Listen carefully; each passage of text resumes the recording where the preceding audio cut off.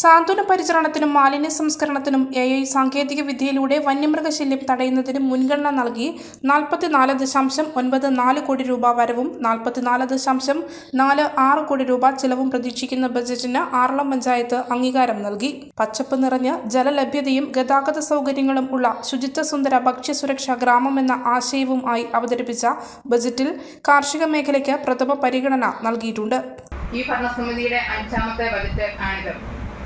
2025-26 വർഷത്തേക്ക് ഉദ്ദേശിക്കുന്ന പ്രവൃത്തികൾക്ക്, സംരംഭങ്ങൾക്ക്, ജനസേവനങ്ങൾക്ക് അടുത്ത വർഷത്തേക്ക് കണക്കാക്കാവുന്ന വരവ് ചെലവുകളുടെ വിശദ വിവരങ്ങൾ കണക്കിലെടുത്ത് പഞ്ചായത്തിന്റെ ഘടക സ്ഥാപന മേധാവികളും നിർവഹണ ഉദ്യോഗസ്ഥരും തയ്യാറാക്കി സമർപ്പിച്ചതും പഞ്ചായത്തിന്റെ ധനകാര്യ സ്റ്റാൻഡിംഗ് കമ്മിറ്റി പരിശോധിച്ച് അംഗീകരിച്ച് ശുപാർശ ചെയ്തതുമായ ഈ ബജറ്റ് നിർദ്ദേശങ്ങൾ ഇന്നത്തെ ഈ പ്രത്യേക യോഗത്തിൽ നിറഞ്ഞ സന്തോഷത്തോടെയും അഭിമാനത്തോടെയും പ്രതീക്ഷയോടെയും സമർപ്പിക്കുന്നു. ഇന്നത്തെ ബജറ്റ് പ്രധാനമായും ഊന്നൽ നൽകുന്നത് സാന്ത്വന പരിചരണം, വന്യമൃഗശല്യം തടയുന്നതിന് AI സംവിധാനം, മാലിന്യ സംസ്കരണം എന്നിവയ്ക്കാണ്. വിവിധ മേഖലകൾക്കായി വാർഷിക പദ്ധതിക്ക് ഈ ബജറ്റിൽ വകയിരുത്തിയിരിക്കുന്ന തുക താഴെ പറയുന്നവയാണ്. സേവന മേഖല 7,69,50,000. ഉൽപാദന മേഖല 2,01,50,000. പശ്ചാത്തല മേഖല 4,50,76,000. GIS മാപ്പിങ്ങിലൂടെയും നികുതി പരിഷ്കരണത്തിന്റെ ഭാഗമായും വരുമാനം വർദ്ധിപ്പിച്ചും മാത്രമേ നമുക്ക് മുന്നോട്ട് പോകാൻ സാധിക്കുകയുള്ളൂ. അതിനായി പ്രവർത്തനങ്ങൾ ആരംഭിച്ചു കഴിഞ്ഞു. ജനകീയ പങ്കാളിത്തത്തിലൂടെ മാത്രമേ നമുക്ക് വികസന പ്രവർത്തനങ്ങൾ നല്ല രീതിയിൽ നടത്തി വിജയിപ്പിക്കാൻ സാധിക്കുകയുള്ളൂ. സമൂഹത്തിൽ ഏറ്റവും അവശത അനുഭവിക്കുന്ന സാധാരണക്കാരെയും അതിദരിദ്രരായവരെയും സമൂഹത്തിന്റെ മുഖ്യധാരയിലേക്ക് എത്തിക്കുക, ഭരണ നിർവഹണത്തിന്റെ സുതാര്യത ഉറപ്പുവരുത്തുക, എല്ലാ ജനവിഭാഗങ്ങൾക്കും ആവശ്യമായ പദ്ധതികൾ ഏറ്റെടുത്ത് നടപ്പിലാക്കുക എന്നതാണ് ഗ്രാമപഞ്ചായത്ത് നാളിൽ ഇതുവരെയും ചെയ്തിട്ടുള്ളത്. നമ്മുടെ മുൻഗാമികൾ നമ്മൾ ഏൽപ്പിച്ച ഉത്തരവാദിത്തം വിശ്രമരഹിതമായ കഠിനാധ്വാനത്തിലൂടെ മാത്രമേ നേടിയെടുക്കാൻ സാധിക്കുകയുള്ളൂ. 17 സുസ്ഥിര വികസന ലക്ഷ്യങ്ങൾ നാം നേടിയെടുക്കേണ്ടതുണ്ട്. അതിൽ ജലസുരക്ഷ, ഗ്രാമം, സാമൂഹ്യ നീതിയിൽ അധിഷ്ഠിത ഗ്രാമം, അടിസ്ഥാന സൗകര്യങ്ങളോടുകൂടിയ ഗ്രാമം, തൊഴിൽ സൃഷ്ടി, ദാരിദ്ര്യ നിർമ്മാർജ്ജനം തുടങ്ങിയ ശ്രദ്ധ നേടാൻ കഴിഞ്ഞിട്ടുണ്ട്. 2025-26 ഊന്നൽ നൽകിയിരിക്കുന്നത് ബാലസൗഹൃദ പഞ്ചായത്തിനാണ്. കാർഷിക മൃഗസംരക്ഷണ ഉൽപാദന മേഖലയ്ക്ക് മാത്രമായി 1.72 കോടി രൂപയാണ് വകയിരുത്തിയിട്ടുള്ളത്. പശ്ചാത്തല മേഖലയിൽ കെട്ടിടങ്ങളും റോഡുകളും ഉൾപ്പെടെയുള്ള പ്രവൃത്തികൾക്ക് വേണ്ടി 4.5 കോടി രൂപ വകയിരുത്തി. ഇതിനു പുറമെ മഹാത്മാഗാന്ധി ദേശീയ ഗ്രാമീണ തൊഴിലുറപ്പ് പദ്ധതിയിൽ ഉൾപ്പെടുത്തി റോഡുകളുടെയും കുളങ്ങളുടെയും തോടുകളുടെയും നവീകരണം ഉൾപ്പെടെയുള്ള വികസന പ്രവർത്തനങ്ങൾക്കായി 12 കോടി രൂപയും വകയിരുത്തി.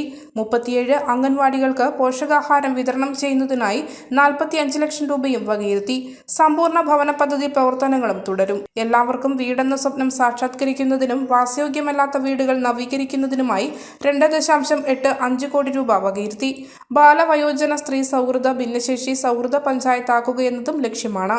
ആറളം ഫാം പുനരധിവാസ മേഖലയിലും കൃഷിയിടങ്ങളിലും ജനവാസ കേന്ദ്രങ്ങളിലും കാട്ടാന ശല്യം രൂക്ഷമായ സാഹചര്യത്തിൽ ജനങ്ങൾക്ക് AI സാങ്കേതിക വിദ്യ ഉപയോഗപ്പെടുത്തി മുന്നറിയിപ്പ് സംവിധാനം ഒരുക്കുന്നതിന് 10 ലക്ഷം രൂപയും വകയിരുത്തി.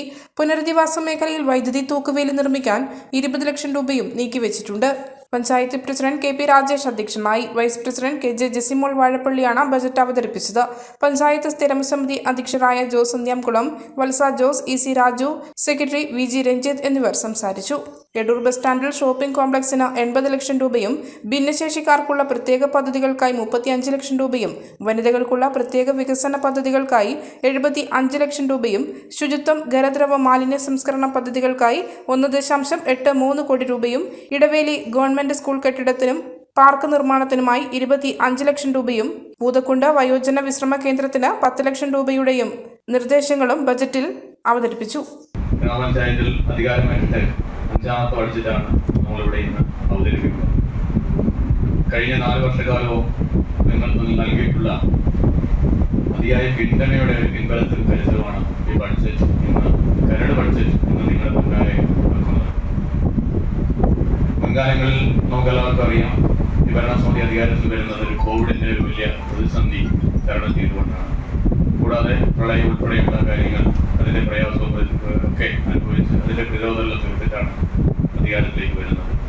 തുടർന്ന് നമുക്ക് കിട്ടിയിട്ടുള്ള പണം കേന്ദ്ര സംസ്ഥാന മറ്റ് തദ്ദേശ സ്ഥാപനങ്ങളൊക്കെ നൽകിയിട്ടുള്ള പണം പൂർണ്ണമായും ചെലവഴിക്കുന്നതിന് വളരെ ആസൂത്രിതമായി പദ്ധതി രൂപീകരിക്കുകയും അതിനനുസരിച്ച് ബഡ്ജറ്റ് ക്രമീകരിച്ച് ഏതാണ്ട് ഏറ്റവും അവസാനം നമ്മൾ കഴിഞ്ഞ വർഷം 95% പദ്ധതികൾ പൂർത്തീകരിച്ച് 95% പണം വിനിയോഗിച്ച് വളരെ അഭിമാനത്തോടുകൂടിയാണ് നമ്മൾ നിൽക്കുന്നത്.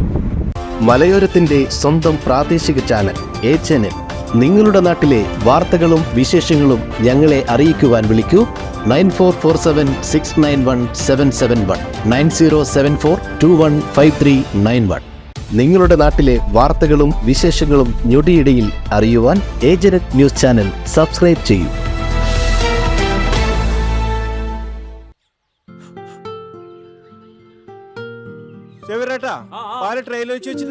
ഉണ്ണിയായി ആ ഒട്ടുപാലം മുഴുവൻ എടുത്തു വെച്ചില്ലേ?